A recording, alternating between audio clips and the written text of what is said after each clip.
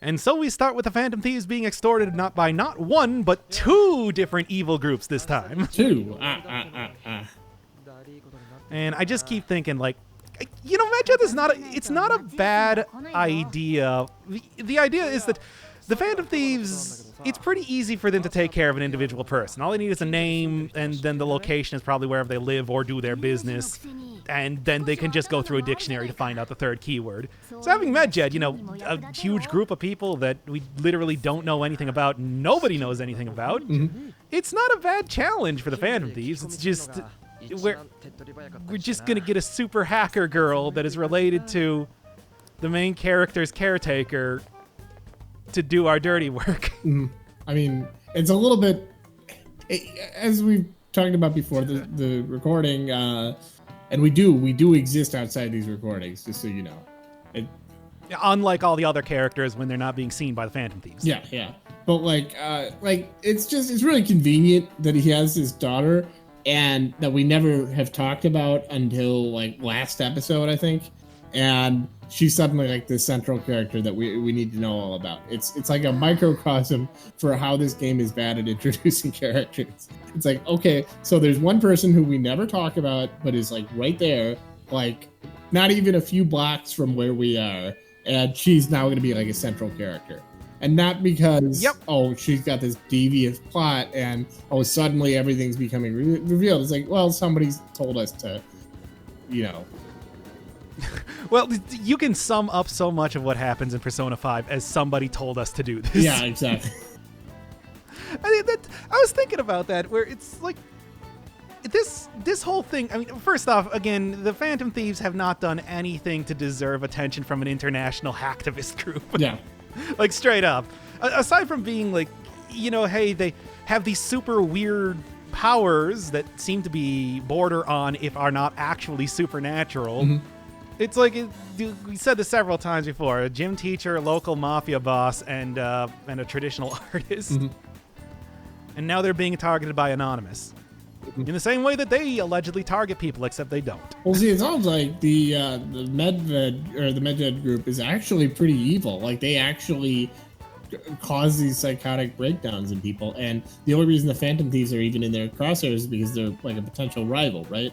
Like, it's kind of stupid that they're... Well, that was my idea with the Black Masked character, Alibaba, but we don't... I don't really know if they're actually connected to Medjed or if they just have information on them. It's still a little bit vague at this point in time. Same with like Futaba, if she's actually supposed to... I mean, she's like an elite hacker, but she's also... I thought she was supposed to be part of Medjed, but we still have not actually had that confirmed yet. You know what's a normal thing? Is when you go around and ask everyone walking down a busy street if they know this guy's daughter who's living in that, you know, that house over there. Look, this is the most the Phantom Thieves ever do for anything. At least they're doing something. They're not relying on somebody just, you know, going up and talking to them randomly. Hey, have you ever met Sakura's daughter? You know, she's the one we heard. Oh, hey, it's that huge pervert guy that was harassing Yoshizawa earlier. I can't believe they reused that model, considering what the history that it has. In the transcript, you actually have him listed as huge pervert, and I thought that was funny. I'm sorry. Could you even like imagine this guy being anybody? He grabbed a teenager on the street. He looks so middling when you like look at him. He almost looks like humorous, like, you know, not like.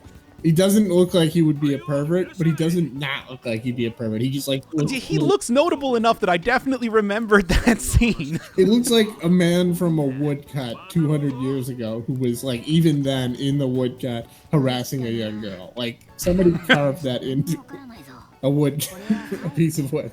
Well, I mean, they carved it into my brain that same way. Yes. Well, anyway, remember my Persona predictions? Investigation that goes nowhere. I thought we already had that earlier when we were talking with Mishima, but I guess we got a double dip. And now conveniently as we go home, we get two characters just talking about exactly what we need to... this game is fucking stupid. Well, the thing is, they rest so much of what they do on writing. Like, look at all the writing that is being done here. It's just... There's a lot of writing on display here. And yet it's all so bad. Uh-huh. I mean, I was actually thinking about this. It's like, Mad Gen would have actually made a lot more sense if they appeared way earlier in the storyline. As just like a sinister threat. Like- yeah. Yeah, because then it's like the Phantom Thieves would actually have international renown. After this point, it's going to make a lot more sense that everybody knows who the Phantom Thieves are. As of right now, it doesn't. In fairness, And, they did kind of mention like that people have been having these mysterious psychotic breakdowns from the beginning, and it's kind of been in the background. But you can't do subtlety when you've got 100 hours. It's just really hard to do that. Like, we're kind of introducing a little more. These guys can't do subtlety at all. Yeah. There's no subtlety. But I don't know. It's like, I just thought about it, and it's like, you know what? We have this big famous webpage. Why didn't you just have the Phantom Thieves, actually decide to go after Medjed instead of Medjed talking to them first? And then just get Mishima to, like, maybe he, like, bungles some sort of, like, his own terrible hacking attempt, and then, or, like, he just posts up on the webpage, hey, we were looking for information about Medjed because we want to target them. And then that gets their ire.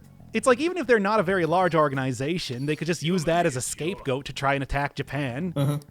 And then it's like they get embroiled in this whole thing, and, first off, the Phantom Thieves would have actually done something. And, and then second off, it would have actually felt more like it's their responsibility to take care of it after that point. I like that plot idea a lot because, just, here's the thing. Like, if everyone's an idiot, then that's not good writing. But if one person is like a dumbass in one area, like Mishima, that sounds like perfect Mishima. Or it could have been Ryuji asking Mishima about it. He's the sort of guy, like Ryuji's the sort of guy that would have been like, hey, I heard about Medjed in the news. Do you think we might be, hey, you know what? They're on the internet. Maybe their palace location is the internet. All we need to do is just get a name, and like we can take the Phantom Thieves international. And Mishima's like, okay. Like, or I just like the idea of Mishima posting that just like a post like, hey, we're looking for information on Medjed, and then everyone's like, no, that was such a bad idea, Mishima. Why didn't you consult us about it? And then it's like, hey, it was like 6-dimensional chess. Hey, Ryuji asked me to. I didn't know what to do.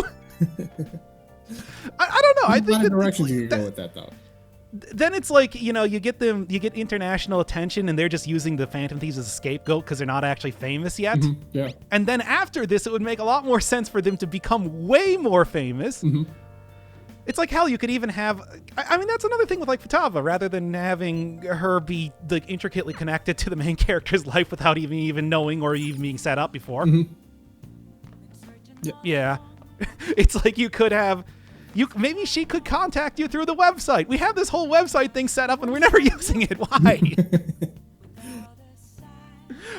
The Phantom Thieves are so popular, and yet they can't, like, crowdsource a solution to a problem. Yeah, like 35% of the population knows you. You could get on TV, like, with, like, a people are talking about you on TV. Well, yeah, that's another thing, too. It's like they've never made any sort of, like, public announcement of any kind. People only ever know them from the calling card, and it's like, why do people assume that they're supposed to be fighters for justice and not people that, again, just come out every couple of weeks, attack somebody, and then skulk back into the shadows? Why do they think they have some sort of grander plan? They never talk about it. Yeah. They've never talked about it. And again, you can kind of excuse a lot of this by just saying, oh, well, there's some, mysterious charisma that just, makes everything, but that's just bad writing. I mean, you're the main character's charisma, but then it's like the Phantom Thieves as an organization also have that charisma as well. Yeah. And it's like, yeah, I kind of started to make that connection slowly over the course of these episodes, where it's like, it really is just the same sort of, like, arbitrary charm that they exude. Yeah. That makes everybody super interested in them, even though logically there's no reason. And Missed that line. It doesn't seem like anyone else wants to hang out with them, like, or even talk to them. It's just like kind of everybody's like just like whispering behind their back, unless they literally want to join them. Yeah, or they're trying to exploit them. Oh yeah.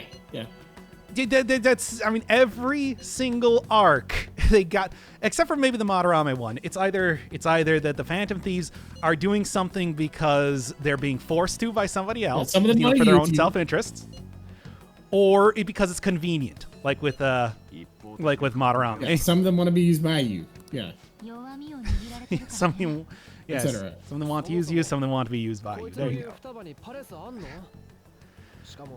Oh boy, why does main character have to do this? I mean, there's so many steps. I mean, I guess if you're assuming that this guy is the Black Mask character who has been skulking around the other world, they might understand this, but you still don't know if they use the navigation app in the same way that you do. And we assume not, because we do know there's other ways into the multiverse, or metaverse, with however Morgana does it, which we still have not established yet. By the way, I just love that this is just like, this is how like an actual smart person would feel dealing with the Phantom Thieves. He's like, you guys don't, you know what you're talking about at all? Well, can we meet up? It's like, well, I don't think we can meet up. Like, no, you idiots. Like, what? Like, you understand I'm trying to blackmail you, right? Listen, you people are so stupid that I can't even listen. Just don't contact me. Don't even. Like,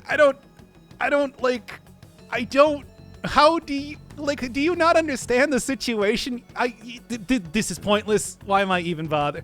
Wow, your reputation really precedes you in so many ways. Wow. You know, like, I heard about you guys because you're a famous organization. No offense, but like, this is pretty shoddy.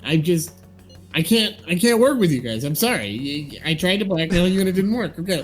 Goodbye. Like, look, I was gonna try and like trick you into targeting somebody so I could figure out your methods and everything, but you're all so stupid. This is like a Frank Grimes, but the Simpsons aren't even good. It's just like, it's commenting on absurdity, but the absurdity isn't interesting enough to justify like a show. Like The Simpsons was a really great show, and that's why the Frank Grimes episode was a funny contrast. There's nothing new to satirize. They're just idiots. Yeah. Whatever. I mean, going back to the Persona predictions, let's just give up. And it's not even like let's give up. It's just like let's just have some fun. And like I said, going back to Persona predictions, let's just give up. Also, I like that it's just like, you know, they made that huge public declaration, but I'm sure they're not. 2 days ago. Yeah. Like, it takes us 3 weeks to do anything, but it's all over the news. It's all over the news. We can literally see like the Medjed logo in the background on the TV every time we go back to LeBlanc, but you know what? just give up. Can we just say this case is closed? Fuck this game. Fuck this game. Oh, and then this. I'm losing it here. I'm fucking losing it here. Yeah. We can go and spend all of the money we got again. Yeah, so I'm not up on the exact exchange rate, but it's about, you know, workaday 100 yen is $1. So it's about $1,500. And let's immediately go to the most expensive restaurant in town with this treasure that we got from Netherworld. Hey, remember how Ryuji gave us all of his money to go buy equipment at the very start of the game? We maybe want to do something. No? Remember how Yusuke was trying to move out because he was going to lose his scholarship? No? Remember how the main character is in such dire straits that he's living in the attic of a coffee shop, and this is a world where nobody ever forgets or forgives misdeeds? No, we're not going to save any of this money. Let's save up some money, you guys. Let's put this into like an IBAN. Like no sushi. Even just spending it on less expensive stupid shit would be more like make more sense. Like, oh hey, can we get like a drone camera or something? Those are all the rage. And then this fucking scene. Like, or just go to a less expensive restaurant, you know, like you got. Can we at least like invite Mishima? No. Explore. How about if we invite like Ishiko, who was the person who told us about Kaneshiro in the first place, or maybe like Ida, who had his entire life savings stolen by No, okay. Take a little vacation over the course of the weekend or something. Go somewhere interesting, you know, like go out of town, like go to Kyoto, you know. I gotta honestly ask, do you think we're supposed to hate the Phantom Thieves? I don't know, because I feel like they want us. They don't aggressively try to make them likable. I feel like, but I feel like they're trying. They're really trying to make these like just ordinary teenagers. I mean, first off, there's another shitty repetitive I am scene, but also, it's like, man, Not even with translating. they feel like they're turning into the sort of like abusing power for their own. Well, turning into. They've been doing this the entire time. They've been using the power for their own personal gain, and now like even the money they're spending just on lavish meals and stuff like that. It's like what. I guess, hey, they're the guys that are fighting for good. I kind of feel like I don't know. I just every time the Phantom Thieves do anything, I just feel like in a different story, these guys would be like the rival group of superheroes to like the actual, heroic characters who are only in it for the fame and money. And like, they're like super greedy and like the main characters are the ones that are actually doing it to try and better the world. They still have the same goals of like fighting evil. It's just they have completely different reasons for it. Yeah, and that puts them into conflict. Yeah, that's how interesting stories are told. Yeah, and one thing is interesting here, like you have these two characters that actually, like Goro and Najima, who actually have real, goals and incentives and stuff, and they're going at it, and they're having an interesting discussion. It's not the best written thing in the world, but it's a real conversation between conflicting actors. I mean, I think the problem is that they are still under the charm of the Phantom Thieves as an organization, so they think they have some sort of grander goal. And they actually did tie it together with the psychotic breakdowns, even though I don't really understand how a psychotic breakdown and a change of heart are the same thing. Whatever. Let's just say the bridges are made between events, regardless of how much they actually exist, and that's only going to get worse over the next couple episodes. I kind of feel like you ever watch like a MetLife commercial and you're like, wow, it's kind of like if the Peanuts gang all had like lobotomies. Am I the only one who thinks that? Is that weird?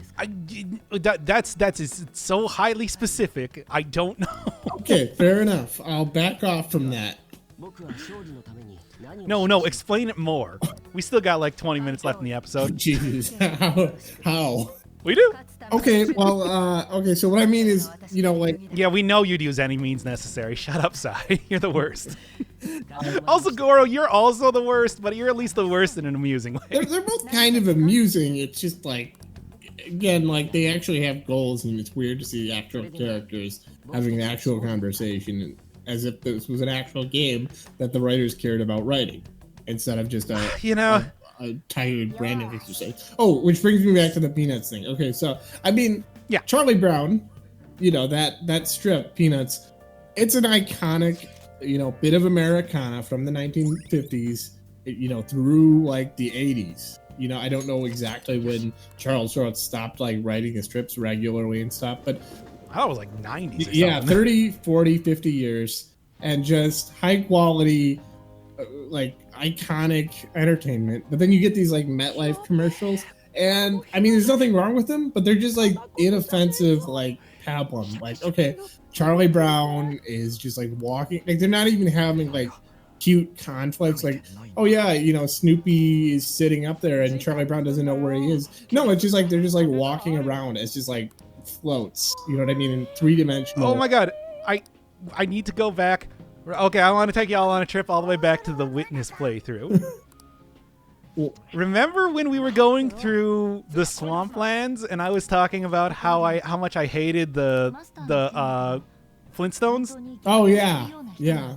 And we were talking about how like the only reason that people know them in modern day is because of cartoons, and this is very similar. Actually, yeah, no, that's a good example. Like the Flintstones were never like, this pinnacle of artistic integrity. Even at the beginning, it was kind of like, okay, it's the Honeymooners, but it's in fucking, who cares? Generic sitcom. I mean, Honeymoon is obviously the most obvious sort of inspiration, but except putting rock puns. Yeah. But it's like, they're still supposed to be like famous enough to use to sell cereal. And it's like, whereas Peanuts actually did have some integrity. Oh, yeah. It's like there was a quality strip there and everything. And it's like, oh, by the way, you can just like check somebody's name in the nav. It's kind of incredible that it's like, this is the first time this is coming up. Fuck, you guys could have just done that the entire time. Yeah, exactly. Like, it's almost, you guys could have just done it for anybody, for like literally anybody. Hours and hours were spent figuring out that Madarame was Madarame. Yep, and they could have just, I mean, I guess they kind of, is kind of what they did eventually, but it took until, like, you know, they went over to his house because of Yusuke, and, well, anyway, yeah, Peanuts has a little bit more integrity than the Flintstones, just period, and it's like to see them reduced to just kind of, hey, I recognize that character in this commercial level is, like, depressing in some ways, right? Yeah, exactly. It's like, okay, just seeing them. There's not even like a joke being made. You know, there's no personality. There's no soul to what they're doing. Exactly. They're just, these are the characters I recognize, and they're 3D models of, you know, these 2D versions, and that's where I kind of think, like, okay, well then you look at them, their heads, their little circular heads, and there'd be like a lobotomy scar, you know, like the C scar that you see in like old movies, and it's just like, yeah, that kind of, that's how I see it. It's anyway, what's happening? I mean, they're like the thing is, like Goro and Sai do more stuff in the story, like they do things, but they don't. But the main characters, the writers, don't know how to write characters, don't know how to write scenes that flow into one another, so they just kind of like figure out stuff. It's just kind of like, well, they know it now, which is true for the main characters as well, and the way that people just kind of walk up to them on the street. They don't know, the writers don't know how to make scenes that they, like, play with one another well at all. They're just kind of things that happen. It's uncomfortable because it's like, okay, now I'm not going to mention the game that I'm playing now, but suffice to say, I knew it. I knew you were going to do it. Also, like right here. Look at this line right here. I mean, it's now that's obviously he was joking, but it felt like almost the writers were taking a jab at themselves as far as like, fuck it. That actually might be a Danganronpa reference. Knew you were going to bring it up. First case in the first game. Well, I'm not bringing up, like, you know, all the spooky games I'm playing this month are like, you know what, I could bring up Final Fantasy VI. Okay. You know what Final Fantasy VI has? It has, like, one memorable scene after another. It doesn't have dialogue where people are just like, oh, well, what are we supposed to do next? Let's wander around in a circle for an hour until we find the next area. No! It's like you go Doma, you go Phantom Train, you go the Veld, you go Trench, you go right to Narshan fighting Kefka. It's like, there's no time wasted in that game. Yeah. And it's like a lot of these Final Fantasy games, they take place over 100 hours. They take place over 20 or 30 hours. They're like long, you know, they go, but they have a big story that they're trying to tell, right? Like, and they're, I would say like 60 it was Persona 3, and now 100 hours is this one. And it's like, so they have a story that they're telling. It's a complex story. It might not literally need 60 hours to tell. I mean, it's a game, so there's gameplay involved, and there's kind of like not as much as you'd like. But in this one, there's not really. I mean, if you take the gameplay, like if you just take the story, like as we're doing, and we're just going through every piece of dialogue, there's easily 100 hours of dialogue, right? Like, oh, easily. It's like, you know, I'm not even doing everything I possibly could. I mean, and it's like, wait, really? That just seems shocking to me. Like, look, here's the thing. Goro does have knowledge of the metaverse. He probably actually knows that these guys are the Phantom Thieves. But it's like, it's still his line of thinking in this entire conversation is that, hey, I've deduced, I guess, yeah, right here. It's like, it leads me to believe that the group of juveniles, based on what? The 3 calling cards they sent out? Well, you're the only group of youths in the entirety of Tokyo, so. Yeah, and it's just like, you guys are teenagers. Clearly. Clearly you're the same, but it's like he probably actually does know. Yeah, so. and I mean, unless he's literally going around asking every single group of people from Shujin that if they're the Phantom Thieves, you know, having the same conversation with them. Well, I mean, that's basically what we tried to do with Futaba. I mean, we're just like going around up random people asking, do you know Futaba? This fucking game sucks. I just gotta say, if you know someone is a famous detective and you've done something that you could be investigated for, you really need to be very careful about the conversation you have with him. And I don't get that sense from. Did you miss the part where Ryuji just said out loud again? We're just a normal They're all group the of Phantom high Thieves? school kids. I don't know. I told you he literally winked there. Okay, so the wink is not actually that's supposed to be chuckle in the Japanese dialogue, but I put that in there anyway because I'm doing the transcriptions. I get my own say on stuff. Okay. I love like you mentioned that, and I actually pointed that out. Okay, there's wink in the transcript, and it's like, oh, that's actually chuckle, but he winks in there, and I didn't realize it was literally going to be like, they do the big close up on his face as he's winking. That is pretty good, yeah. Oh man. Well, anyway, another thing about this conversation is that it's like, obviously Yusuke is connected to the current group because of the Phantom Thieves work that they're doing.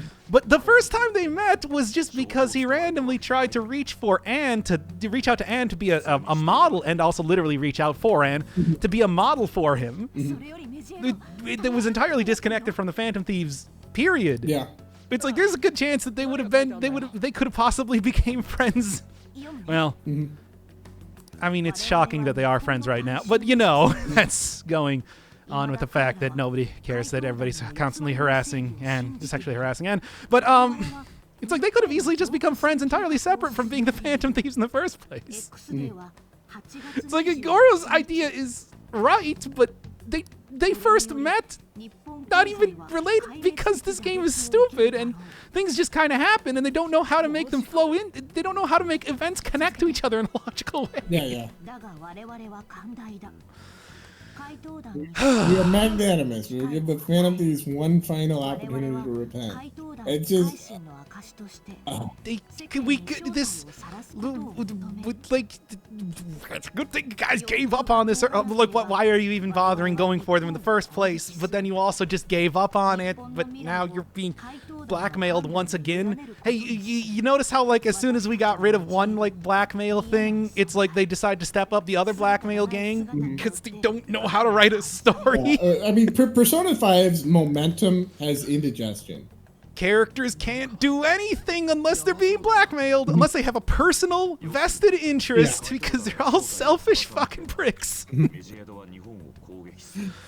gonna do this to help the meek and helpless of society, and also ourselves, and only when it's convenient, only when we feel like it. I feel like I'm Alex Jones over here. They're just so overmatched and underwhelming at the same time. But it's like, how would you have these guys deal with it? I mean, I think like if they, like I said, if they tried to crowdsource a solution using their super popular website, this would have made a little bit more sense. But that's not what they did. They relied on the fact that things are just going to coincidentally work out in their favor regardless, and they do. Yeah, and they did. I mean, they're just so overmatched right now. Like, what are they like? This international hacking organization has targeted them directly, and they're just like, well, maybe we should not respond. Well, they targeted Japan. But they used them as their reasoning for it, which is why you would think there would be like a certain level of maybe we should just leave this to the authorities to deal with because we don't know how to do anything with it. But that's not how the story works. Also, what is the deal? Like, they know they've clearly settled on Futaba as the next target, and apparently she has a palace. Has that been established? Not conclusively, but Come on. You can basically say that. Yeah. So we know she's evil, and we know we're gonna be changing your heart because she has a palace. It's the only reasonable thing, but it's also like it's this guy's daughter, right? Yeah. And it like the nicest adult that they know, his daughter, and we're just gonna completely intervene. And we're just trying to like talk it over, and eventually we're just gonna do it. That there's no like because it's gonna help us. So this, by the way, I just want to point out right now, this has the same like logic of, well, you've never seen them in the same place at once. But like I said, it's like huge logical leaps for characters to do something. You know what? Fuck it. I just want to see this plot line go on. Sure, whatever. yeah. It's like there's no reason. There's no reason to believe that somebody that's trying to blackmail you doesn't want to meet in person unless they're the same person, right? Also, fuck it. I want to see the plot. I don't even want to complain. Because I just want to see the plot line continue on already. Because there's only 7 palaces or something, right? So there's only I think it's 7 palaces. Basically, from what I remember, I was looking. I haven't been listening to like some of the soundtrack of this game because it is a bunch of real bangers. But it's like, yeah, I saw that like there was a thumbnail for like, oh, all the palace themes, and I could see like 7 silhouettes. So I'm like, I think there's 7. I think that's what it is. No. Also, 7 deadly sins or whatever. Yeah. David. Those things have been so loosely and poorly used that it's like the golden palace of the man dressed in the finest clothing was the Palace of Vanity, of course. The 7th deadly sin is famously carrying like a guy's head in a box. Yes. Speaking of Reference. better stories than this, speaking of better like investigative type of stuff, would you consider this an investigative story? I kind of talked before about how I would almost consider this like this is a getting back at the man story. It's a murder mystery visual novel without the murders, the mystery of the visual novel. There's like a statement here, but it's so bad and poorly executed. Anyway, as always, the Phantom Thieves never have to do anything. They walk up. The world conforms itself to make sure that they can have plot points happen. God. Oh, he just left the TV on to make it seem like he was here, but also left the gate open too. Cool. This is all very, very useful for us. Imagine if you were Sakura and you're just shitlord kids, just all like the people you're taking care of. This foster kid and these 4 dumbass friends are just like in your house. Can you imagine? The foster kid who are trying to find the other foster kid that you were taking care of in secret. Yeah. It's like, oh my god. There's so many layers to it, isn't there? Just imagine just how exhausted Sakura is. Like have I not treated it makes me like respect him more, but it also is just like, Christ. Have I not treated these children well? Have I not brought them into my home? Have I not treated them with the utmost of kindness? And then this is how they repay me. They enter my home without my permission, and they just disrespect my family. Is this what I have sacrificed for? It's ridiculous, okay? Doing this out of the good of his heart, and also the fact that he's getting paid. Yeah, he is. Probably because he's taking care of a shut-in. Also, there she is. Well, that is pretty fucking creepy, actually. That was like... I like that. That would creep me out, okay.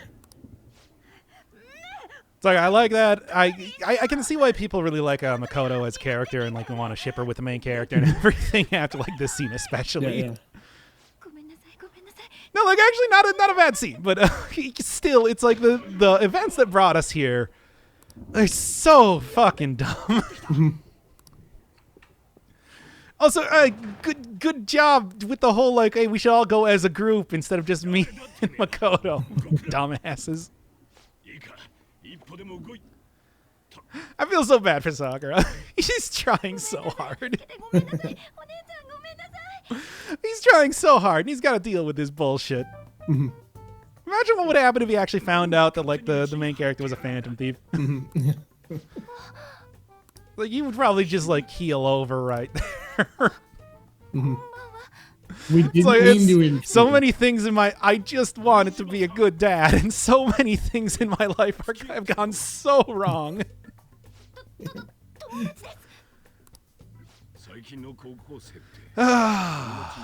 Man. Still remains like the best character in the game, by the way.